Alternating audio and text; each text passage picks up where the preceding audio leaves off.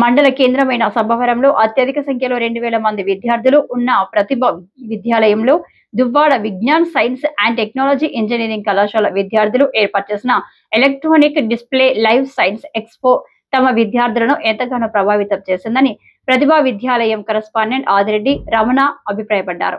శుక్రవారం ఎంతో ఆసక్తికరంగా సాగిన ఇక్కడి లైవ్ ఎక్స్పోలో విజ్ఞాన్ ఇంజనీరింగ్ కాలేజ్ విద్యార్థులు ప్రతిభా విద్యార్థులతో ఇంటరాక్ట్ అయ్యారు. ఇప్పటికే కేంద్ర ప్రభుత్వం అలర్ట్ చేసిన అటల్ టింకరింగ్ ల్యాబ్ టెక్నాలజీతో ఆంధ్ర యూనివర్సిటీలో గుర్తింపు పొందిన ప్రతిభా విద్యాలయం Duvvada Vignan science and technology autonomous కాలేజీతో అనుసంధానం కావడం తమ విద్యార్థుల అదృష్టంగా భావిస్తున్నాం మీడియాతో రమణ వివరించారు.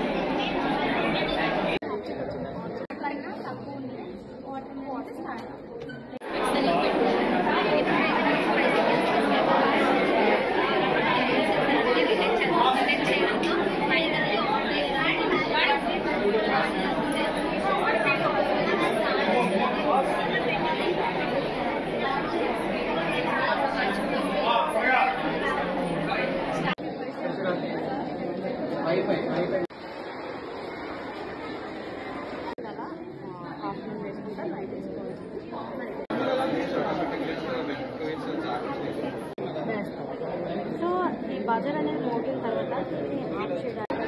Okay, so now it's getting high, right? So it's getting high.